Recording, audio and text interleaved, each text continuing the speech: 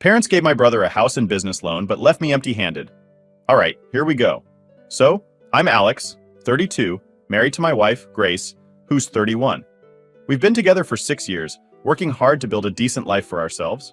We've got a modest apartment, both of us holding down jobs, paying bills, and all that good stuff. Nothing flashy, but we're comfortable, and that's all I ever really wanted. Well, all I ever wanted, until I realized just how messed up my family dynamic was. Here's the thing. I'm the older child, and then there's my younger brother Liam, who's 29. Growing up, we had the usual sibling rivalry stuff. He was the annoying little brother. I was the one who had to play the responsible older kid role. But even then, I could tell something was different in the way our parents treated us. It wasn't in-your-face favoritism, but it was there, quietly, like an unspoken rule in the house. At first I didn't mind. I figured, hey, every family's got their quirks, right? So I did what I was supposed to do. Went to school, got decent grades, graduated, went to college, and worked part-time jobs to pay my way through. I didn't expect my parents to cover my college expenses or anything. I mean, it would have been nice, but I wasn't holding my breath. My parents were never rolling in money, but we got by, and I'd always been independent. I've been used to handling things on my own, so working and studying was just normal to me. Now Liam? He took a different path. College wasn't his thing, and he wasn't shy about saying so. I don't judge him for that. College isn't for everyone, right? But he kind of drifted through his early 20s without much of a plan. While I was stressing over assignments, balancing work, and trying to keep my head above water financially, Liam was, well, let's just say he was figuring things out. No part-time jobs, no real structure, just him and his dreams. Around 24, Liam decides he wants to open a restaurant. No experience, no real plan, just this idea that he'd be his own boss and make it big in the food industry. The surprising part? My parents, who've always been super careful with money, suddenly decided to back him. Not just a little either. They somehow managed to pull together $50,000 to help him launch this restaurant. Now, here's where it gets wild. Not only did they give him 50 grand for the restaurant, but they also handed him the down payment for a house that same year. I didn't even know they were capable of putting that kind of money together. It wasn't some mansion or anything, but it was a decent little place. Meanwhile, I'm still paying off student loans, working my ass off, and renting a small apartment. I didn't even find out about this right away. They didn't make a big announcement like, oh hey Alex, by the way, we're giving your brother a boatload of cash. Nope. I found out when Liam casually mentioned it during a family dinner. He was talking about the renovations he was planning for his new place, how excited he was to be his own boss, and how great it was that mom and dad believed in him. I just sat there, trying to process it all. After dinner, I pulled my parents aside and asked about it. I'll never forget the way they looked at each other, like they'd been caught doing something they knew they shouldn't have done but weren't sorry for. My mom shrugged and said, well, Liam needs a little extra help. You've always been the independent one, Alex. We knew you'd be fine on your own. I was stunned. I couldn't believe what I was hearing. They just handed over tens of thousands of dollars to Liam, no questions asked. But when I was scraping by in college, working 2 jobs, they didn't offer a single dime. It wasn't just about the money, though that stung too. It was the realization that, in their eyes, I didn't need help because I was fine. Apparently, my success or struggle didn't even register as something worth supporting. So, I asked them flat out, did it ever cross your minds to offer me any help when I was in school, working non-stop just to make it by? My dad gave this dismissive look and said, you've always been driven, Alex. You didn't need our help. Liam just doesn't have that same drive. And that was it. End of conversation. I was floored. I felt like they just shrugged off years of my hard work, of me trying to be the responsible one they always expected me to be. Suddenly, it all felt so pointless. They were always going to see Liam as the one who needed help, the one who needed a little boost, while I'd always be the one expected to make it on my own. After that, I started pulling back. I didn't visit as much, stopped calling them as often. Every time I did see them, it was like this reminder that I was somehow less in their eyes. Not less successful, just less deserving of their attention and support. They didn't seem to notice my absence at first. They'd still call to update me on Liam's restaurant, ask if I'd seen his new place, talk about how proud they were of him. It was always about Liam. When Grace and I got engaged, we kept it small. We posted some photos on social media, and that's how my parents found out. I know that might seem harsh, but honestly, they hadn't been much of a part of my life for years. Why would I suddenly bring them into this major moment? They texted me after they saw the photos saying they were disappointed that I hadn't told them personally, that they felt excluded, but they didn't even bother to congratulate me. The irony hit hard. They were upset I hadn't told them about my wedding, yet I was expected to be happy for Liam getting a business and a house on their dime. I finally decided it was time to speak up. I sent them a text, laying it all out, how their treatment over the years had made me feel like an afterthought. I told them it wasn't about the money, it was about how they'd chosen to support him in every way possible while leaving me to fend for myself. I don't know what I was expecting, but it definitely wasn't the response I got. My mom called me ungrateful, saying I was holding a grudge over nothing, while my dad told me to grow up and stop making everything about me. Apparently to them, my whole life has just been some minor detail, not worth their support or interest. So here I am, questioning everything. Is it so unreasonable to want a little acknowledgement, a little support for once? I've tried to make peace with it, but it's hard to just let it go when every conversation with them just reminds me of how little I apparently matter. All right, so after I'd finally told my parents how I felt about the whole favoring Liam situation, I thought maybe, just maybe, they'd get it. I figured they'd at least take a step back, maybe try to see things from my point of view. I wasn't looking for an apology or anything dramatic, just a little bit of acknowledgement, but that's not what happened. A few days later, my mom called me. I thought maybe it was her way of reaching out to make things right, so I picked up. But right from the start, I could tell that wasn't why she was calling. The conversation kicked off with her saying, "I'm disappointed in you, Alex." That was her opener. No, "How are you?" No, "Let's talk." Just straight up disappointment. She didn't waste any time letting me know that she thought I was being selfish and childish for even bringing up my issues with how they'd treated me compared to Liam. She was saying things like, "Family is supposed to be supportive of each other, Alex. You're acting like you're above that." I tried to stay calm, really tried, but hearing her throw those words around was infuriating. I told her again that it wasn't just about the money they gave Liam. It was about how they'd been willing to support him in every way imaginable, while I'd been left to figure everything out on my own. It was like they never even saw me struggling through college, balancing work and all of that. Meanwhile, they'd handed Liam a business and a house without him lifting a finger, but she wasn't hearing it. She kept saying that I was holding a grudge over something that wasn't that big of a deal. According to her, I should just be happy that Liam was doing well and that our family was successful because of him. She even said, "You've always been so driven, Alex. You didn't need our help, but Liam, he needed that support to get going." That's when I lost it a little. I asked her straight up, "Why did you never think I needed help too? Why is it so hard for you to just admit that you've always favored Liam even when I was struggling?" I could hear her getting frustrated, like she was tired of explaining the same thing over and over. And that's when she hit me with the line that really got under my skin. "You're just jealous of your brother," she said. "I don't know why you're so bitter about his success. You should be proud of him." Jealous? I was stunned. I'd opened up about how left out and unsupported I felt, and her takeaway was that I was jealous of my little brother. I told her, "Mom, this isn't about jealousy. It's about feeling like I'm nothing more than an afterthought to you guys. I'm not angry that Liam is successful. I'm angry that you think he's worth supporting and I'm not." She didn't like that. Her tone got sharper, and she said something along the lines of, "Well, we did the best we could for both of you, and if you're too blind to see that, then I don't know what else to say." That's when I realized there was no point in trying to get through to her. My parents had already made up their minds about who I was in their story. I was the independent one, the capable one, the one who didn't need anything from them. And they were sticking to that version of events, no matter what I said.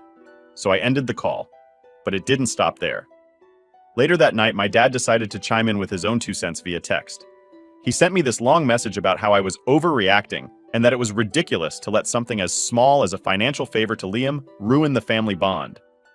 He went on about how family is more important than petty grievances and how I needed to mature and let it go.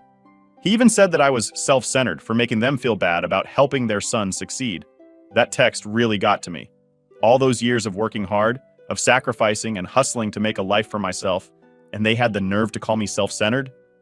They were mad because I dared to ask for a little recognition of the unfair treatment. Grace found me reading the text, and when I explained what happened, she just shook her head.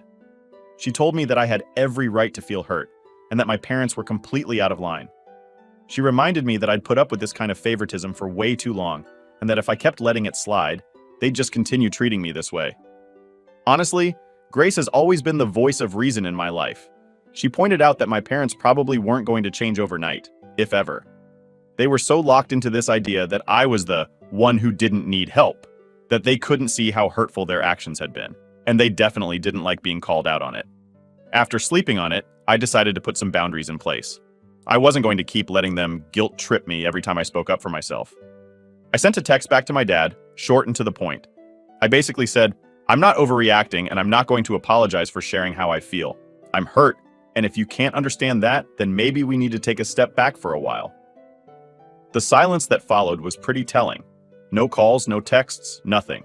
They didn't reach out after that, not even to check in or make peace. For once, I didn't feel guilty. I felt relieved, like I'd finally taken a stand for myself instead of just keeping quiet and letting them walk all over me. It's strange, though.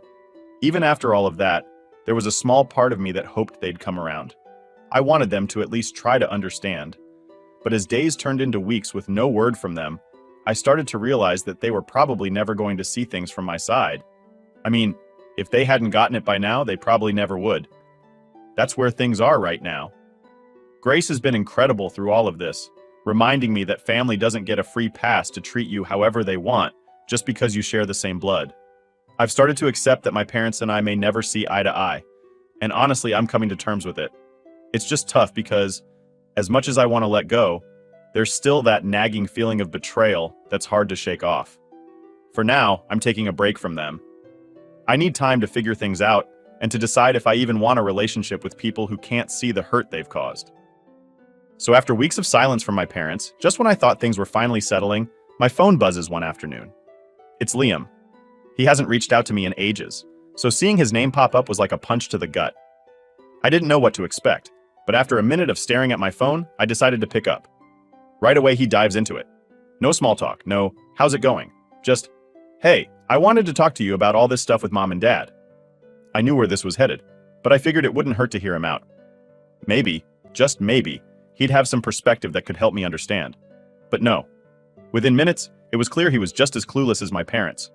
Liam starts going on about how he doesn't understand why I'm making a big deal out of everything.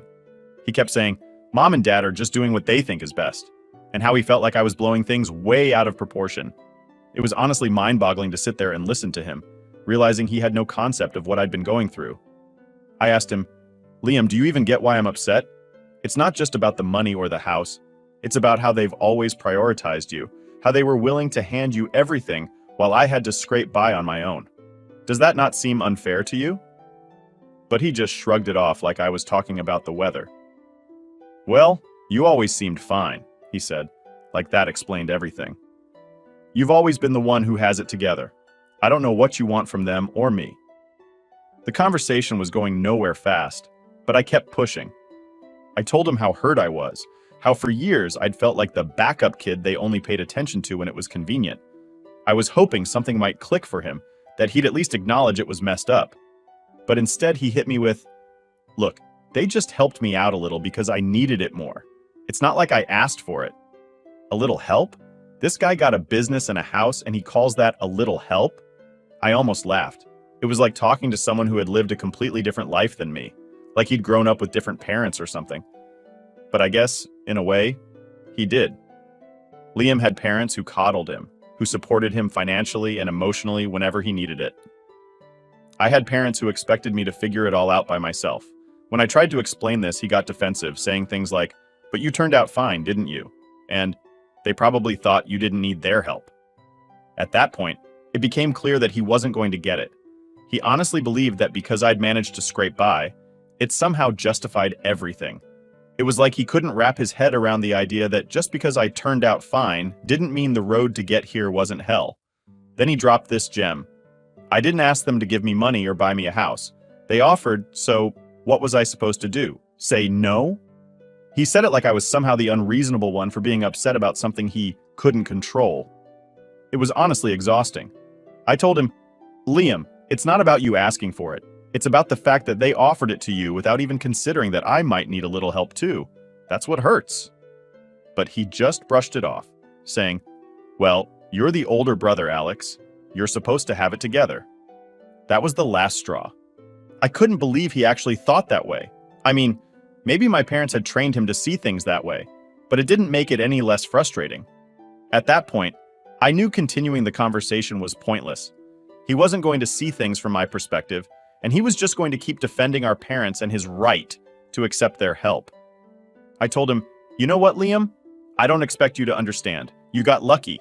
You were their priority, and you're right. You don't have to apologize for that. But don't expect me to sit around and pretend like it's fair either. I'm done trying to explain myself to people who don't want to understand." There was a pause, and then he said, "I just don't get why you're so bitter about it." He sounded genuinely confused, like he couldn't comprehend why any of this would bother me. I didn't have the energy to keep explaining, so I just ended the call. There was no point dragging it out any longer. After hanging up, I sat there, feeling a weird mix of relief and frustration. It was clear to me that Liam was never going to get it. To him, the world was exactly as it should be. He'd been handed opportunities and support without having to ask for it, and he couldn't see why anyone else would be upset about that. I think that conversation really sealed it for me. Up until that point, there was a small part of me that hoped maybe someone in my family would understand where I was coming from. But after talking to Liam, I realized that they were all wrapped up in this narrative they'd built about me. The strong, independent son who didn't need anything. They'd decided I was fine on my own, so that was that. Grace came home later and found me sitting on the couch, clearly still fuming. She didn't even have to ask. She just sat down beside me and listened while I vented. I told her every frustrating detail, from how Liam thought I was overreacting to how he genuinely believed I should just be happy that he'd been given so much support. She let me talk it out, and then she said something that really hit home. She told me, "Maybe it's time to let go of the idea that they'll ever understand, Alex. You've done everything you can to make your side clear, and if they're not willing to see it, that's on them, not you." She was right, of course. I'd been holding on to this hope that if I just explained it well enough, if I just laid it out in a way that made sense, my family would finally understand. But the truth was, they didn't want to understand. They were comfortable with their version of events, where I was the strong one and Liam was the one who needed them. Changing that story would mean admitting they'd made mistakes, and I knew now that they weren't willing to do that. That night, I decided I needed some real distance from all of them. Not just a break, but actual space to live my life without their constant judgments and guilt trips hanging over me. It was tough to accept, but I knew it was the only way I was going to find any peace. For the first time in a while, I felt like I was finally taking control of the situation. I was done chasing their approval or hoping they'd magically change.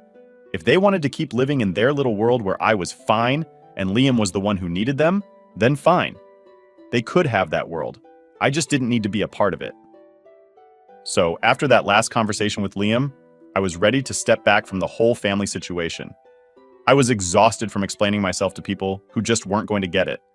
And honestly, I thought I'd made that clear enough in my last text to my parents. But apparently they didn't get the hint. About a week later, I got this massive email from my dad. He starts off by saying that he's disappointed in how I'm handling things and goes on this long-winded rant about how family is everything and that I'm ruining our bond by holding a grudge. It was paragraph after paragraph of this guilt-trippy nonsense about how I'm being immature and how I need to grow up and move on. I couldn't believe it.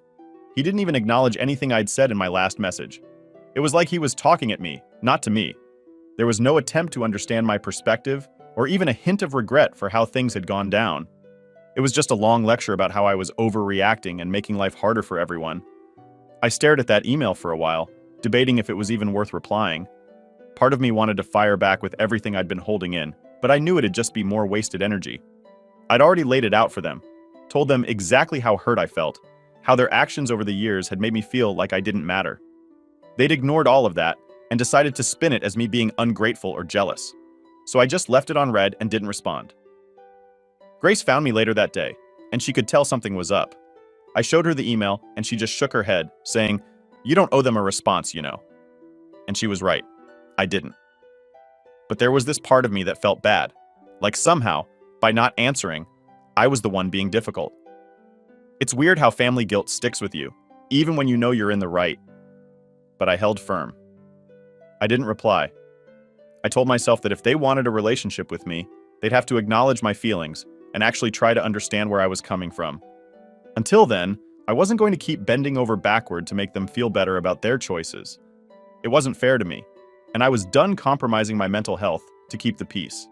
Of course, my silence didn't go over well. A few days later, I get a call from my mom. I almost didn't pick up, but a small part of me hoped she might actually be reaching out to talk, not to lecture. Spoiler alert, I was wrong. She starts off calm, almost sweet, which threw me off because that's not her usual style when she's upset. But then, after a minute or two, she drops the act and launches into this whole speech about how I'm tearing the family apart and how my stubbornness is causing everyone stress. She kept saying, "We just want things to go back to how they were," as if that was a real solution. I told her, "Going back to how things were is exactly the problem. I don't want to keep pretending everything's fine while you and Dad keep acting like Liam is the only one who matters." I reminded her that I'd spent years dealing with this favoritism, and I was finally standing up for myself. And instead of understanding, they were making me out to be the villain. But she kept going on about how family isn't supposed to be fair, and how sometimes we just need to put our differences aside. She even threw in, "We're getting older, Alex. Do you really want things to be like this for the rest of our lives?" It was pure guilt tripping, and I could see exactly what she was doing, but it didn't make it any less effective. As much as I hated to admit it, her words got to me. I don't want things to be like this forever. But I also don't want to keep putting up with their crap just to make things look okay. So I told her, "If you want things to get better, then actually listen to what I'm saying. Acknowledge that you've hurt me and that the way you've treated Liam and me isn't fair. I'm not asking for miracles here, just a little accountability." But she shut that down fast, saying, "Oh, so we're supposed to apologize for helping your brother? That's ridiculous, Alex. You know we love you both equally." It was like talking to a wall. She didn't get it, and maybe she never would. So I said, "If you can't understand why this bothers me, then maybe you don't actually know me as well as you think you do." She didn't take that well. She huffed, said something about me being dramatic, and then hung up. At that point, I was done. I'd given them every opportunity to understand my side, and every time, they'd twisted it back on me. Grace was right. I didn't owe them anything. If they wanted a relationship, they'd have to make an effort, but I wasn't going to chase after people who didn't respect me. It was that simple. Over the next couple of weeks, I just focused on my own life. Grace and I spent more time together, and I started investing energy into things that actually made me happy. We planned a few weekend trips, focused on our goals, and tried to just enjoy life without all the family drama hanging over us. It was honestly refreshing to feel like I could breathe again. But it wasn't completely over. My parents didn't like being ignored, and they were determined to make sure I came to my senses. Out of nowhere, they started calling Grace, sending her messages asking her to talk some sense into Alex. They kept telling her how much it was tearing them up inside that I wasn't speaking to them and how they missed having a close family. Grace, being the amazing person she is, shut that down right away. She told them that if they wanted to talk to me, they needed to approach me directly and actually listen to what I'd been saying, instead of trying to make her the middleman. She wasn't going to let them guilt her into fixing a situation they'd created. I couldn't have been prouder of her. After that, the call stopped. I think they finally realized that I wasn't going to budge and that Grace wasn't going to play their game either. It was quiet for a while, and I actually felt some peace for the first time in months. I knew they weren't happy with me, but honestly I didn't care anymore. I was done bending over backward to keep a family bond that only seemed to matter when it was convenient for them. Looking back, it's crazy how long I put up with all of this, just because they're family. I'd been taught my whole life that family was everything, that no matter what, you stick together. But now, I was seeing things differently. Family might be important, sure, but it doesn't mean sacrificing your own happiness to keep the peace. It doesn't mean letting people walk all over you just because they're related to you. For the first time, I felt like I was actually standing up for myself, and it felt good. It wasn't easy, and there were definitely moments where I felt guilty, like I was doing something wrong. But Grace kept reminding me that this was about protecting my own well-being, not about making them happy. Now, as I sit here, I'm realizing just how much weight I've been carrying from this family mess. It feels lighter now, like a huge burden has been lifted. I don't know if my parents will ever really get it, but that's not my problem anymore. I've said my piece, and if they choose to ignore it, then that's on them. For now, I'm just focusing on the life I'm building with Grace. I thought things were finally settling down, but it turns out my family had other ideas. After weeks of silence, when I figured they'd finally backed off, I got hit with something I didn't see coming. I got a notice from my bank. My parents had somehow accessed an old joint account we'd used for some family expenses back when I was in college. I'd totally forgotten the account even existed, and apparently, so had the bank. The joint account was linked to my primary account, which meant they had easy access to a chunk of my savings. And of course, they'd help themselves. I couldn't believe it. After everything I'd said, everything I'd laid out for them, they thought they could just dig into my account like it was their own. It was so unreal it almost felt like a bad joke. I spent a solid 10 minutes just staring at my account, trying to make sense of it. There was no mistake. It was a direct withdrawal. I didn't even know what they'd use the money for, but I had a sick feeling it wasn't anything essential. I wanted to give them the benefit of the doubt, but it was hard, knowing their track record. Grace walked in as I was sitting there, and she knew immediately that something was wrong. I explained it to her, and she just shook her head. "You need to take this seriously, Alex," she said. "They're not respecting any boundaries. They're just doing whatever they want because they think they can." She was right, of course.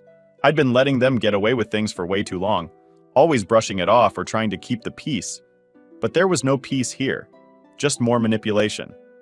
They'd clearly crossed a line, and I knew I had to finally put a stop to it. The next day, I called my bank, and they helped me take back control of my accounts, closing the joint one entirely. The woman on the phone was sympathetic, even threw in a little, "I'm so sorry you're dealing with this" at the end of our call, which honestly made me feel seen. Once my finances were secure, I took it a step further. I reached out to a lawyer to see what I could do. I didn't want to involve the law with my own family, but I couldn't ignore this anymore. I needed some way to protect myself. The lawyer, who was about my age and didn't give me any judgy vibes, laid it all out. She told me that technically what they did could be considered theft. I almost laughed at how ridiculous it sounded. Theft and my parents in the same sentence. But it was the reality. She suggested that I could file a claim to recover the money and even issue a formal warning to prevent them from doing anything like this again. The lawyer's calm professionalism helped ground me. It was all business to her, no drama, and for once, it felt like I had a solid plan. I decided to go through with it. I filed a claim to get my money back, and I had my lawyer draft a letter warning my parents to stay out of my finances. I didn't want this to escalate, but I also couldn't let them keep walking all over me. Grace supported my decision completely, and honestly, that made a huge difference. Having her in my corner kept me from backing down, kept me from letting that lingering guilt push me into just letting it go. About a week later, I got the money back from the bank, but it was far from over.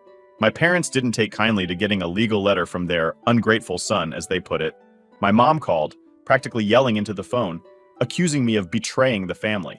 She kept throwing around phrases like, "We're your parents, we raised you, and this is how you repay us." I stayed calm. I told her, "This isn't about repayment. This is about boundaries. You crossed a line, and I have to protect myself." She wouldn't hear it. She went on and on about how I was tearing the family apart and how all they wanted was to help me and my brother stay close. But I'd had enough. I told her, "If you really cared about our family, you'd listen to what I'm saying instead of trying to make me feel guilty for setting boundaries. You and Dad have never respected my independence, and I'm done letting it slide." I could tell she wasn't expecting me to stand my ground like that. There was this pause, and then she said, "Fine, if that's how you feel, maybe it's better if we don't talk for a while." And just like that, she hung up. I sat there, phone still in my hand, feeling a strange mix of relief and sadness. It's tough to describe. I was sad because deep down, I'd always wanted my parents to understand me, to see me as an adult who deserved their respect. But at the same time, I felt a weight lift off my shoulders. For the first time, I wasn't backing down, wasn't compromising my own happiness for theirs. After that call, I decided to take some time away from them entirely. I didn't block their numbers or anything. I wasn't going for a dramatic cutoff. But I stopped reaching out, stopped answering their guilt-laden messages. For the first time, I felt free to focus on my own life, without their influence hanging over me. In the weeks that followed, I felt more at peace than I had in years. I poured my energy into my work, spent quality time with Grace, and focused on the things that genuinely made me happy. I even took up a few hobbies I'd been meaning to try, like cooking, which I'm admittedly terrible at, but hey, I'm learning. There were moments where I missed them, though. It's not easy to let go of family, no matter how much hurt they've caused. But every time I thought about reaching out, I reminded myself of all the times they'd ignored my feelings, crossed my boundaries, and tried to guilt-trip me into submission. I wasn't going back to that. I'd finally set a line they couldn't cross, and I was sticking to it. Grace has been my rock through all of this. She tells me she's proud of me for standing up for myself, and honestly, that means more than she probably knows. We're even talking about starting a family of our own soon, and it feels good knowing that I can break this cycle. My kids won't have to deal with the same kind of emotional manipulation I went through. As for my parents, I don't know what the future holds. Maybe one day they'll come around, maybe not. But for now, I'm okay with the distance. I'm okay with living my life on my terms, without constantly worrying about their judgment or approval. This whole experience taught me that family isn't just about who you're related to, it's about who genuinely respects you, who's willing to support you even when it's uncomfortable for them. Grace has shown me more love and support than my parents ever have, and that's the kind of family I want to build with her. Looking back, I realize I was holding on to the idea of what I wanted my parents to be, rather than accepting who they actually were. Letting go of that ideal was painful, but it was necessary. And now I feel more confident than ever. I'm finally living my life for me, not for anyone else's expectations. Thanks to everyone who's followed this journey and shared their advice along the way. Your support has meant more than I can put into words. I don't know what the future holds, but for the first time in a long time, I'm genuinely hopeful.